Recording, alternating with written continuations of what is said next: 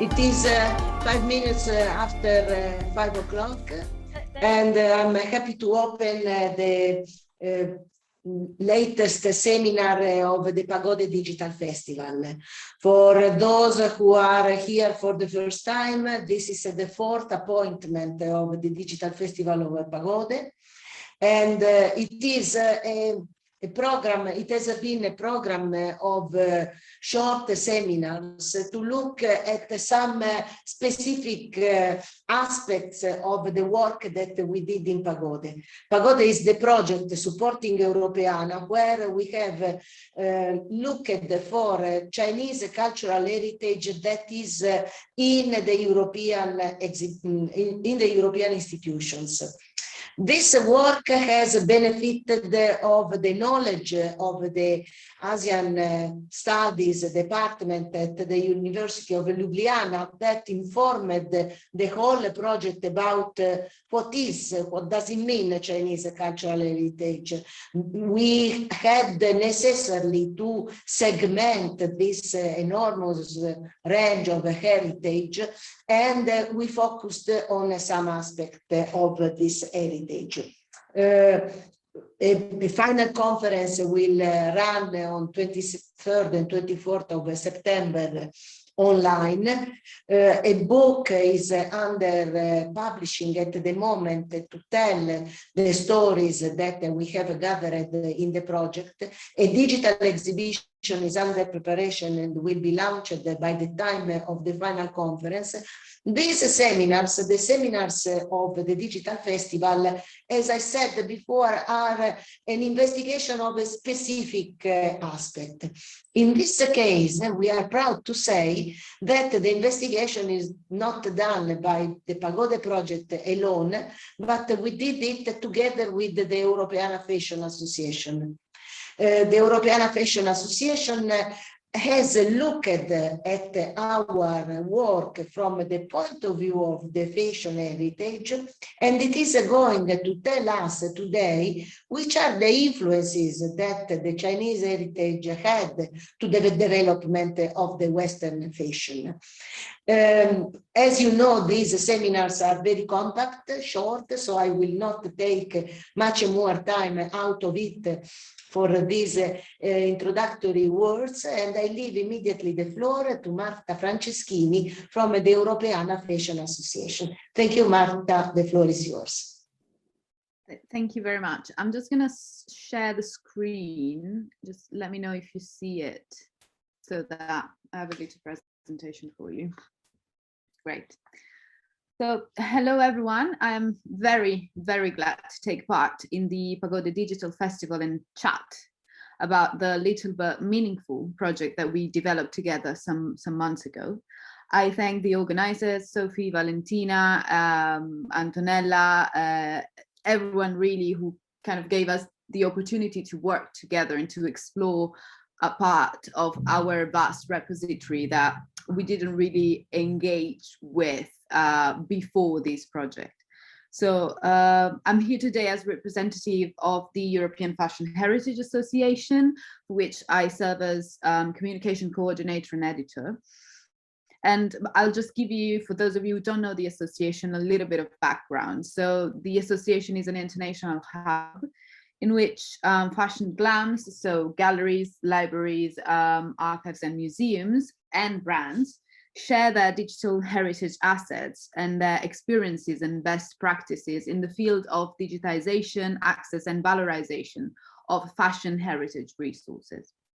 So the European Fashion Heritage Association has been established in 2014, following a successful project co-funded by the European Commission, in which for the first time both public and private archives and museums across Europe gathered together to share online their rich heritage made of historical clothing and accessories, contemporary designs, catwalk photographs, drawings, sketches, magazines, catalogs, and video. And this list is just to give you an idea of the breadth of the collection that encompasses not only different materials, but also different chronologies according to the partners that kind of kindly gave us their materials and allowed us to share, to open their access and share them online. So since the foundation, the association has grown, attracting more than 40 European fashion institutions, from small private museums and foundation to large national institutions, coming from 14 European countries. And here on the screen, you can see some of our partners either involved either as content providers, so institution who give us materials, that digitize materials, or supporter in other projects. We're all united in the objective to kind of unlock and give free access. Access is one of our, if not the keywords that guide us through all the things that we do. Access, but like a meaningful and informed access, let's say, to the unique and vast fashion heritage of Europe. And we believe that this network that we keep trying to grow will strengthen the understanding of what Europe means and what European identity means as a kind of a multifaceted and layered idea or concept, or actually way of living, and unlock the full potential of our shared fashion heritage for not only for study, not only for information, but for creative reuse and scholars and research, and even for just fashion lovers. So people just curious who want to learn something about the object that are held in collections, in the collection of museums that are not easily accessible otherwise. Apart from our website, so this is basically our the homepage of our website and repository. Apart from that, we operate also in the broader landscape of the European digital cultural heritage, and we contribute as fashion thematic aggregator to Europeana. So Europe platform for cultural heritage, funded by the European Commission, that brings together and gives access to millions of digital heritage objects coming from cultural institutions all across Europe. So when our lovely colleagues at Photoconsortium asked us to kind of co-curate a gallery on Europeana dedicated to the Chinese influence that can be traced in fashion objects held in European collections, we started, as we always do, so we started with research. We don't have an expert on Shinwasuri or these kind of topics in our course. So what we did was researching and reading, first of all, and in a way we kind of delved into the archive, and we started from the kind of obvious keyword that scholars and researchers used to define this kind of style and this relationship, that is Shinwasuri. So the history of Shinwasuri is surely a history of global travels, of exchanges, and also oftentimes of appropriation and misinterpretation. And I think that acknowledging the kind of problematic and multifaceted nature of this style is very important to correctly read and look at the items that we have in European museums. Let's say here. So again, not being an expert, we benefited from the support of our colleagues at PAGODE and meaningful readings and literature that we could collect online.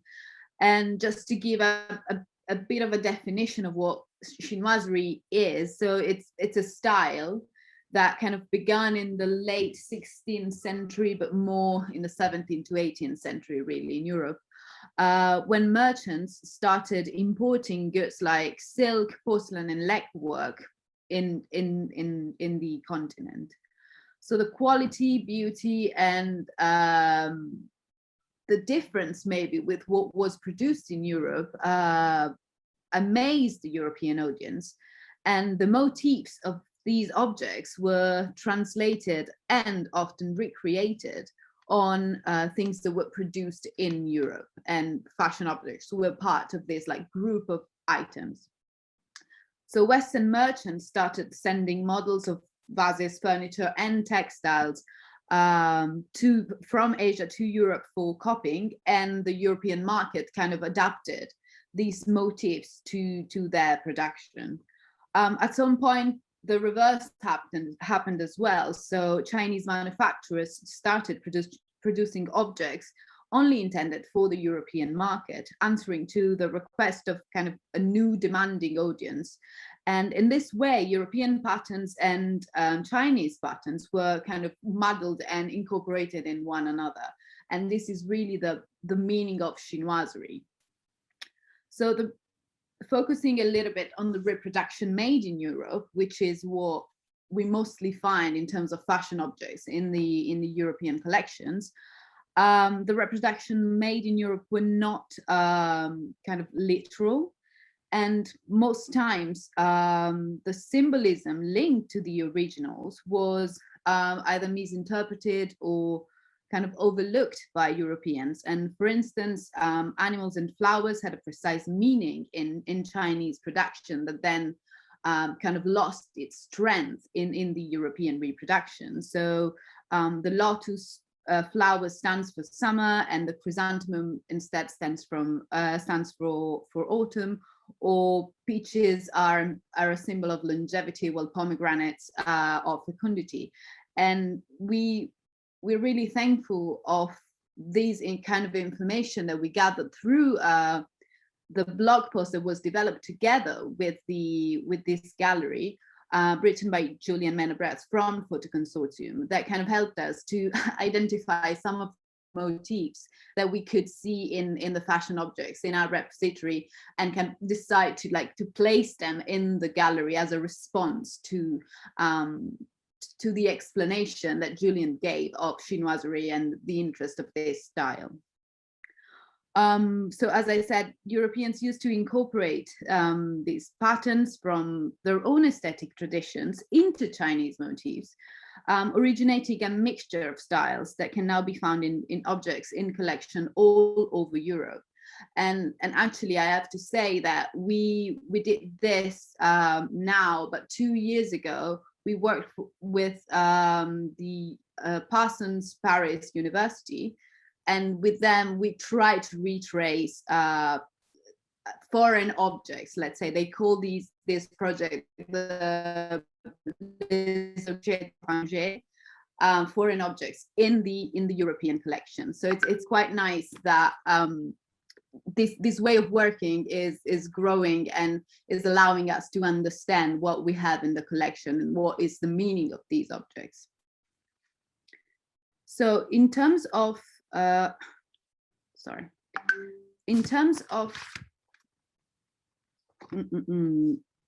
what we decided to put in the gallery, if you go online on Europeana and you look for the gallery is not just made of clothes and fashion clothes and accessories, but we decided to incorporate pieces of furniture and objects that could kind of have a dialogue with these clothes, to also kind of recreate and give an idea of the importance and the breadth and the wealth of these kind of objects in Europe that were really craved. And it was a fashion not only because it was worn, but it was a fashion because it was kind of all over and permeated spaces, public spaces, but also private spaces. So if you go on the gallery and see other objects that are not linked to the body or not specifically linked to an idea of fashion, that makes, for us, it made sense because it showed how the trend was widespread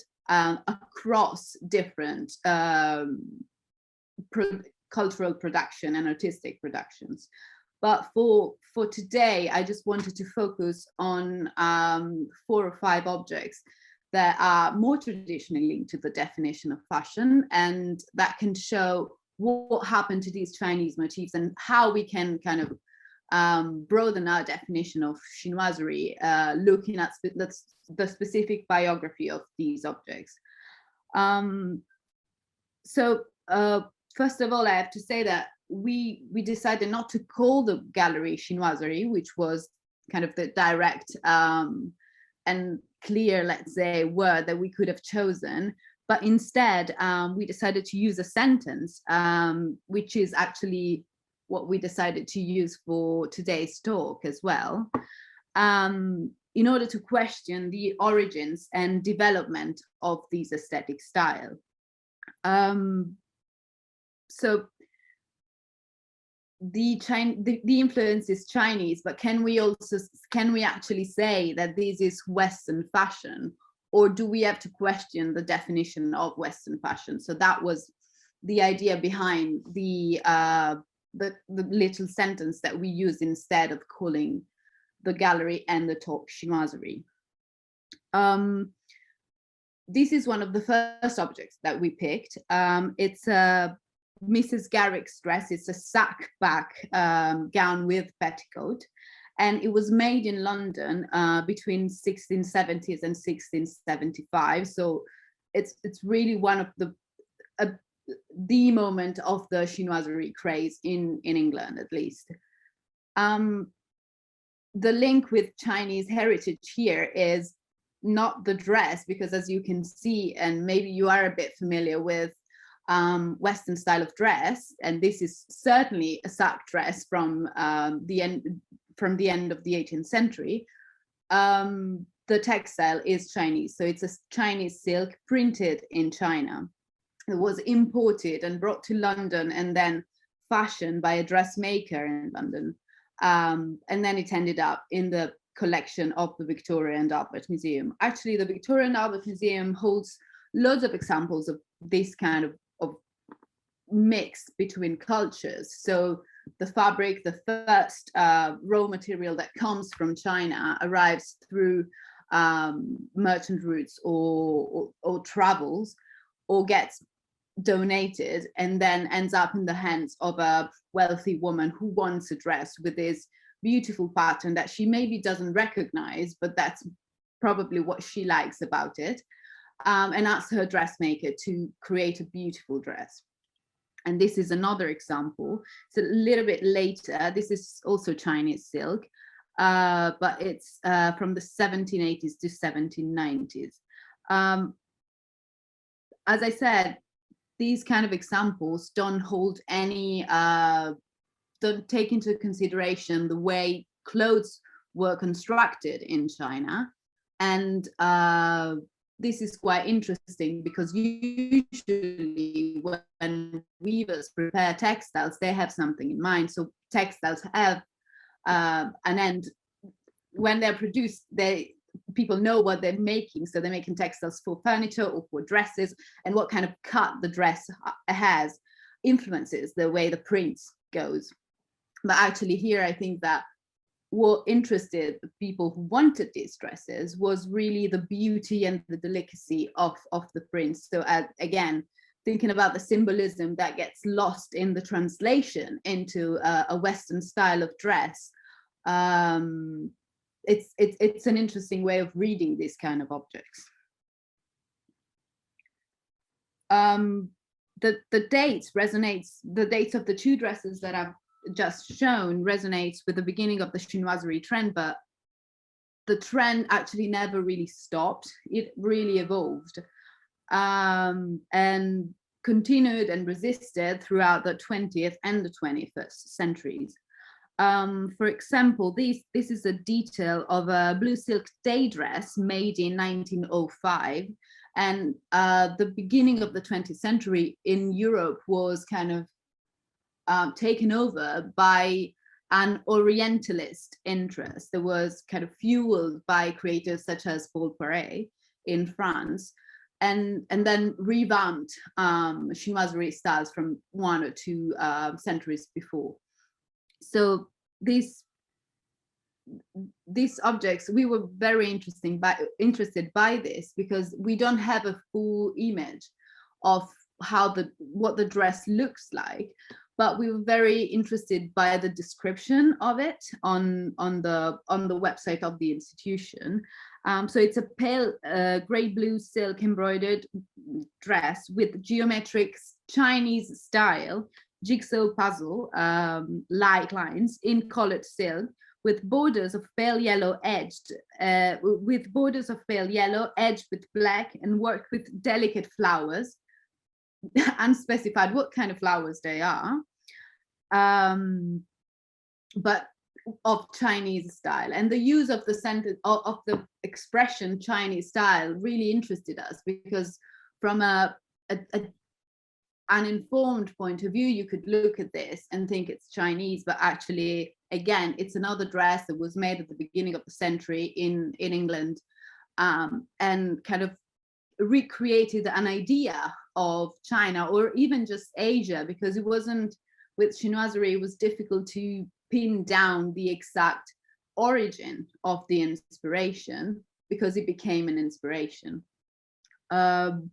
As I said, we really don't have a full photo, but even the cut of the dress, this in this instance is a mixture of styles, as we can learn from the description, which reads: the bone bodice is trimmed with accordion pleated silk chiffon frills. So a very Western way of creating the bodice of a dress, but cut in a stylized, again, Chinese style, asymmetrical lapel fastening. So probably it had a lapel that reminded of a banyan, which is like a very loose dressing gown, which was very popular in Europe, but translated onto a dress. Coming to more contemporary times, we looked at this dress by Belgian designer Dries van Otten, which is an ankle-length gown, partly in plain black and moss green silk satin, and partly made of printed silk with motifs derived from a Chinese dragon cloak.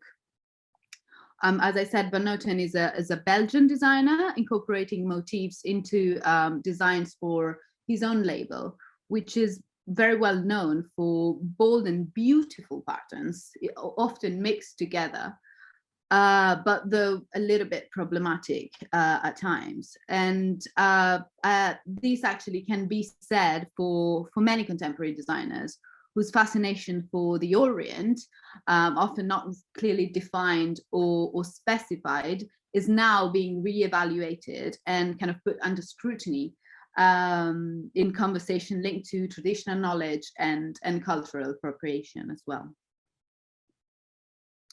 So, as I said at the beginning of this conversation, I think we need to be very careful and respectful when we deal with these themes.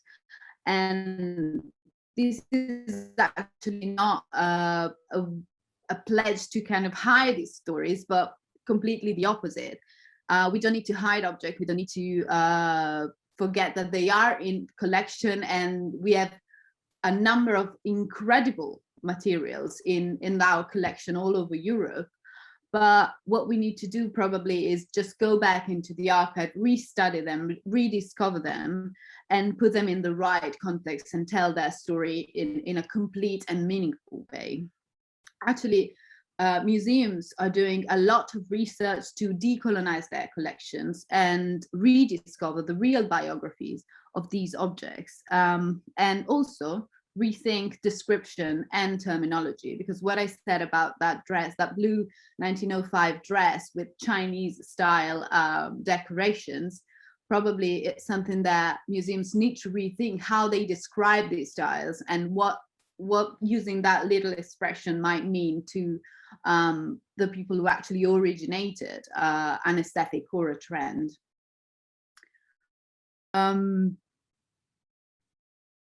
Actually, these objects are meaningful because they represent moments of contact of different cultures, and the work you're doing at PAGODE is very important in taking on the surface the importance of re-evaluating and restudying and rediscovering these objects, and show the word that, and show it to everyone that the world has actually always been quite interconnected and able to produce aesthetic styles from these exchanges.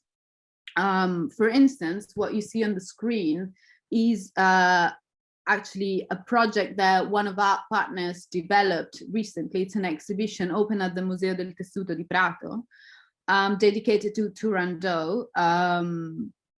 And in a way, the exhibition questions Turandot and uses objects and uses costumes and designs to evaluate the influences that Chinese culture had on even the most iconic European artistic and material productions.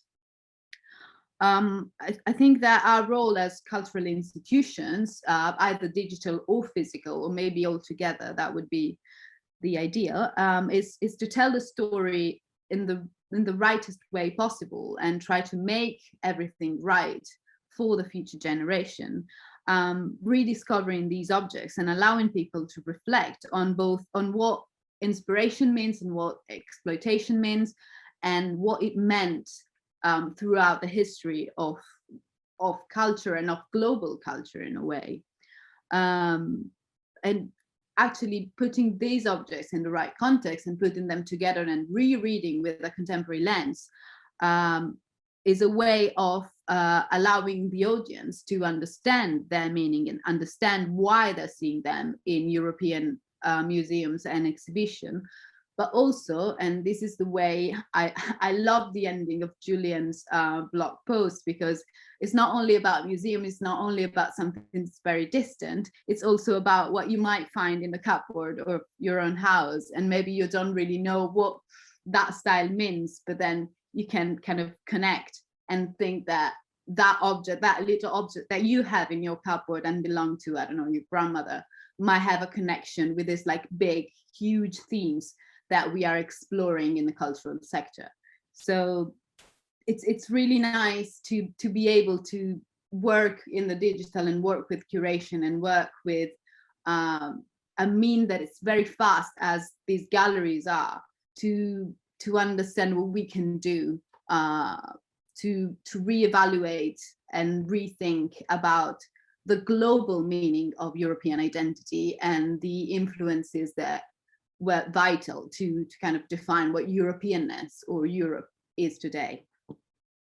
So I think that I'll stop here and maybe open the floor to, I'd love to kind of discuss a little bit. It was a very short introduction, but I think that it's nice to exchange ideas at this point. Thank you very much, Marta. Your talk was fascinating. A lot of connections between stories that we met in our life, but we never reflected upon. So it is the whole experience of a pagode, also thanks to the collaboration with the European Fashion Heritage Association, that made this experience really special. Maybe I would like to ask if Sophie has anything to add, because she has curated the Chinascapes for the book. She is curating the digital exhibition of Pagode. So I think that her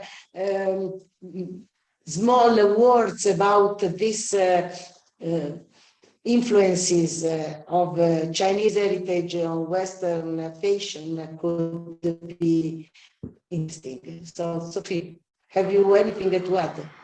Well, actually, while I was listening to Marta, it struck me indeed, Antonella, as you say, how many echoes of everything that we've been experiencing throughout the project are kind of emerging from Marta's insights in and expertise, knowledge on this specific domain in which we have not really ventured as a project consortium. It's kind of another piece to the jigsaw puzzle that we've been putting together over the past 18 months. And for instance, I was struck by the fact that what is this Chinese inspiration in fashion? And perhaps Marta can go a little bit more in detail on the actual substance of what that is, that Chinese inspiration. To me, I was personally struck not only by colors, but also by motives and by the idea that Marta already touched upon, that it's nature that offers so much inspiration, and of which we Westerners seem to have taken form, shape and color, but not meaning and symbolism. So part of the book, part of the exhibition will be about how the Chinese culture very much is one of allegories, of mythical understandings of the ways of life and the way in which the universe is built. And a lot of those stories are rooted in nature. So the elements that we see, we feel, we hear around us every single day. When I look at this selection of Marta and the Chinese aspect in Western fashion, it's for me that what's most strikingly perhaps the core element of the Shinwasuri. What's your experience, Marta?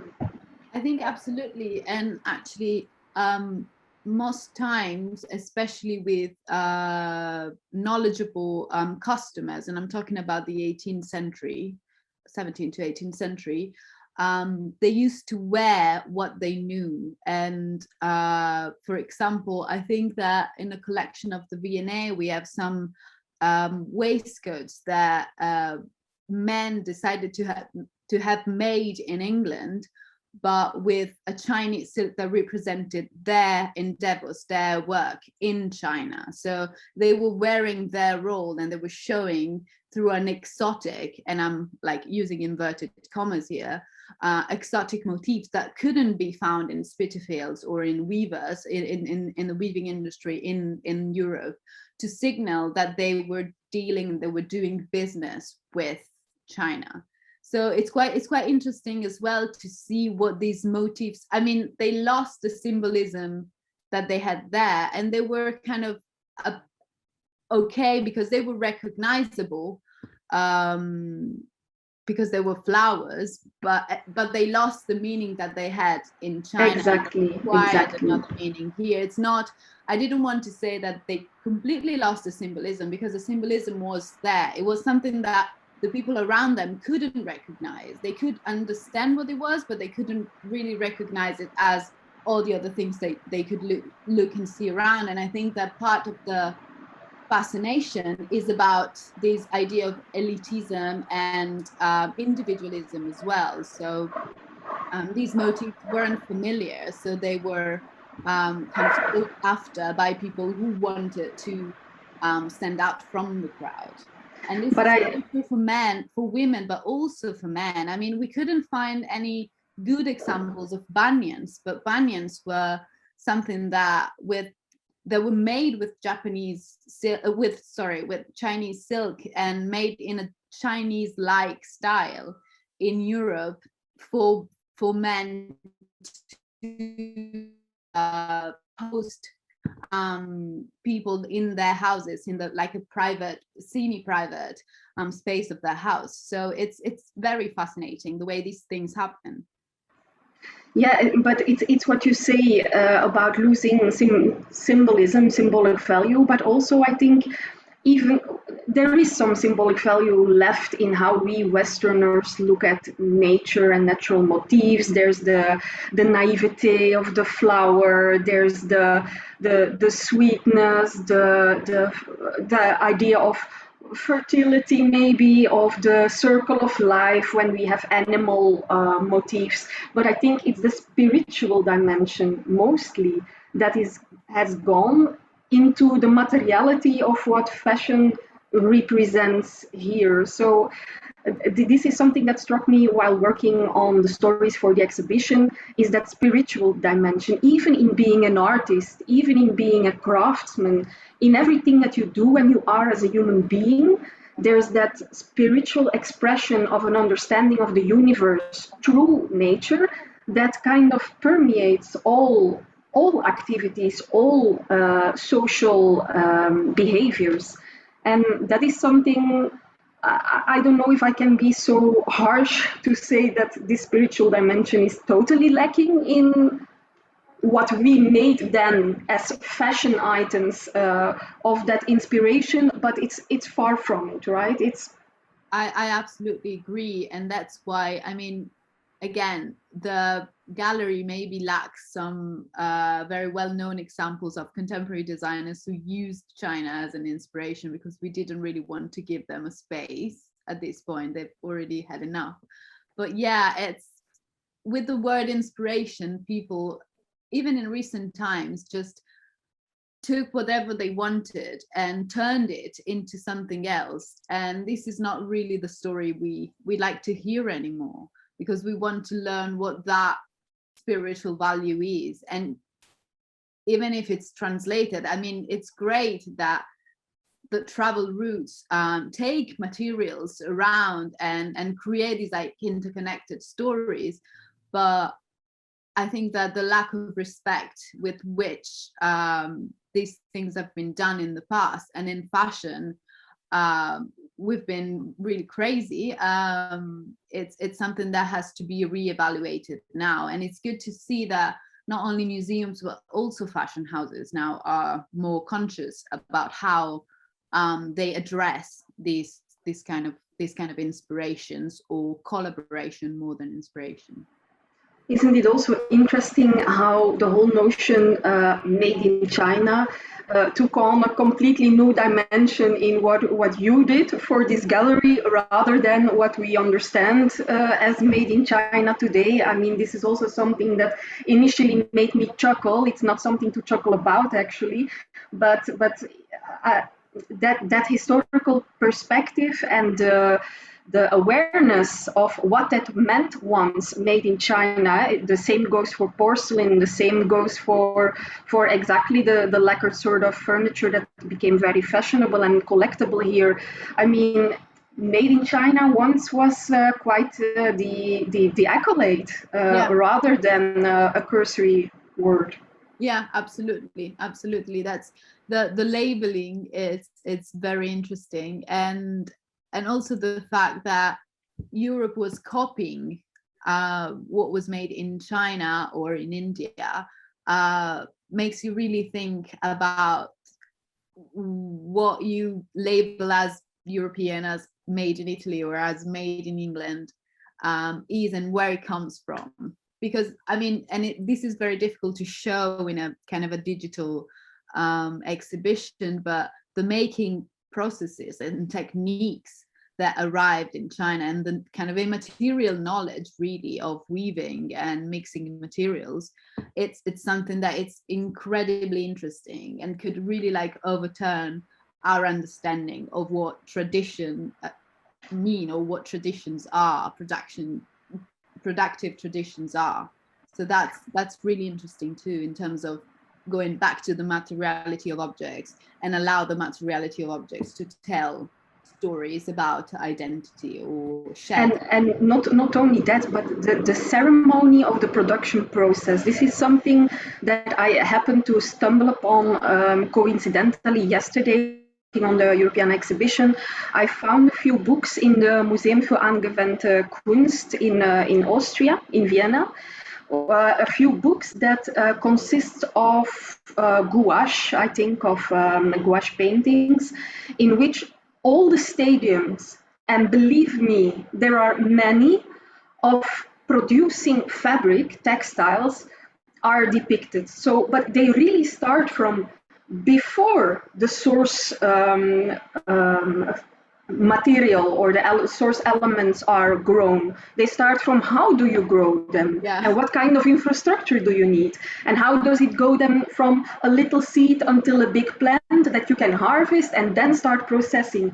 It goes into how are the tools made with which I then am going to produce a fabric from that source material. I mean, it's an incredible, intricate, complex process that is handled in these kind of paintings and the books in which they are collected, really as a ceremony, something that you could compare with the production of tea, which very much has a ritual and a ceremonial component, right? And it made me realize that this is also, perhaps I'm generalizing too much, but it seems to me a completely different approach to what we, I think, see more as something factual, pragmatic, purely goal-oriented. Yeah. I mean, I think, yeah, it really depends on the period we're looking at, probably, and the kind of area, because haute couture, for instance, has a whole way of like constructing a narrative around the production of just one piece of embroidery or one dress, which is very comparable to rituals and the ritualistic nature of creating a Chinese printed silk. But yeah, surely in terms of industrial production, we lost a bit of that poetry that maybe we can feel in something that is made with poetry. And even this immaterial, I love working with fashion because I really like to stay in between this material and immaterial dimension and try, and when they come together, I think it really tells you something more about how you experience things on the skin, or how you experience things when you enter consumer culture and buy stuff, let's say. But I think that it's something that the more you tell the stories, the more people will understand what they buy and how they relate with objects. So I think that this is yet another way of creating a more conscious future in all terms, really. More conscious about the meaning of a ritual, and the meaning that this ritual that you cannot see when you buy a piece of fabric, it's still there in the threads. It's really fascinating.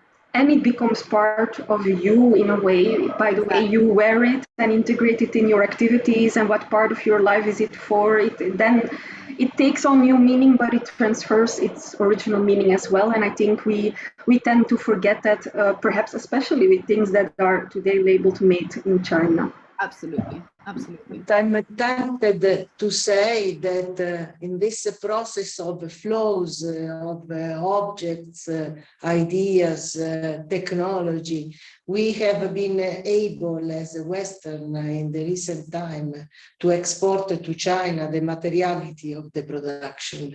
So our influence on the Chinese style of life and work has had an influence that is not very poetic.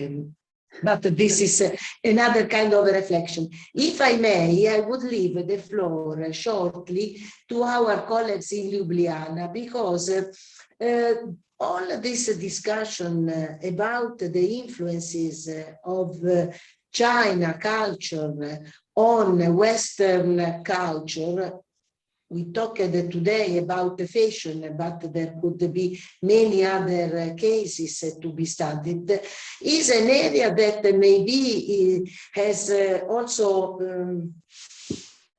inspired the research and the education in the university and in the department of our colleagues in Ljubljana. So Maya, do you wanted to add something from the research side to conclude our conversation today?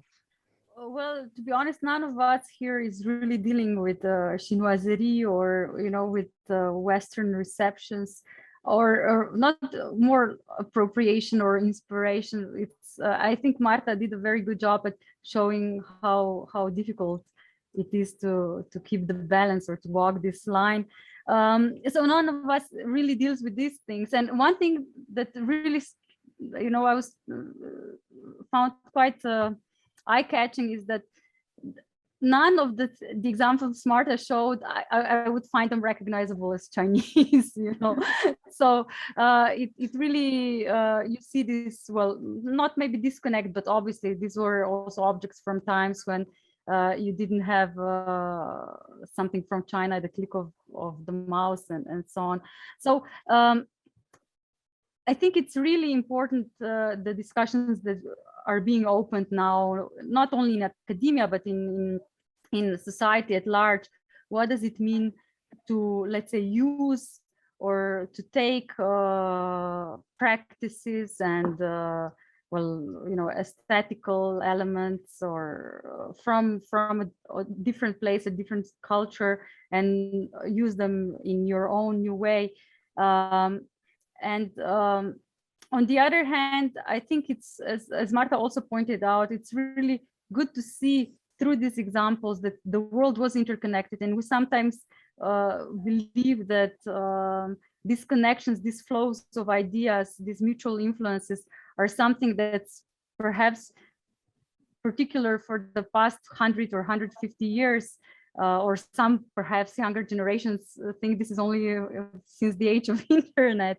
But it's good to see that there was this exchange, and obviously with the lack of information, but of course also with due to power imbalances, this exchange went in a certain sort of way.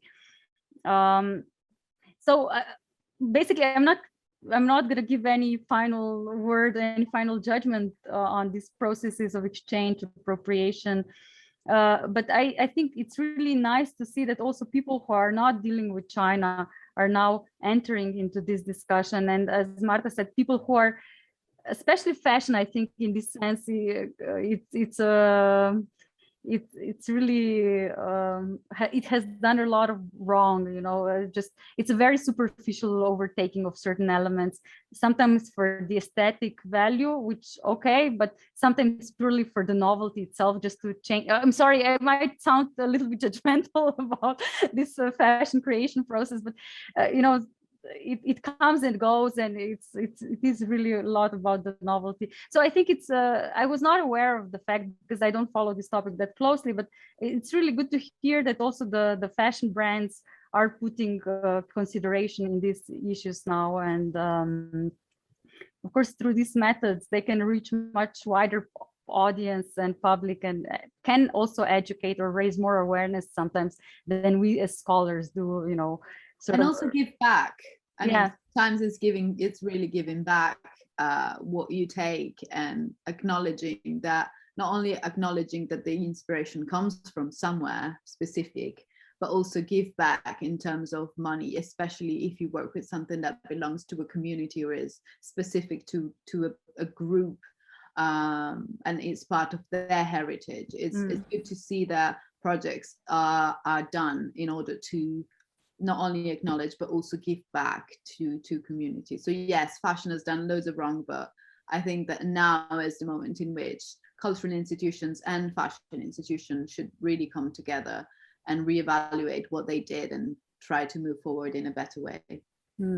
Yeah, so I think this was a very valuable insight, and it also you opened a little bit the door in the wealth of material that is available in Europeana for somebody who would want to study this more closely. Because of course, sinologists have, and art historians have written books on chinoiserie, but and you have many articles, but I think there's still a lot more to discover, and perhaps also to look at more contemporary periods, right? Because often the research is maybe on 18th, 19th century, or perhaps 17th, but there's not that much stuff or that sort of critical analysis done on more recent decades. So I think that's also something that we can focus more on. Students or, you know, graduate students who are interested in, and sort of perhaps even find a way to collaborate, you know, specialists in sinology with those who are familiar with fashion. Because, for example, one of the things that it was also quite eye-opening for me in your talk, Marta, I mean, a small detail, but, you know, something that I would have never considered is the fact that, you know, the weavers, the textile producers used to be aware of what will be done with the material, with the fabric, and how, you know, what kind of cuts will be made, and so on, how the material, the fabric will look then in the final product. And this is something that I've never considered, let's say, appropriation or use of material and patterns from one place in another in that light. And I think that's something that you, for example, as experts in fashion history, can bring to the table in this discussion. That's quite fascinating. It's really the way in which you understand that the fabric comes from another place, because they didn't have labels in the 17th century, but you see the motifs, and then you study the motifs, and then you see how they're placed in the dress. And most times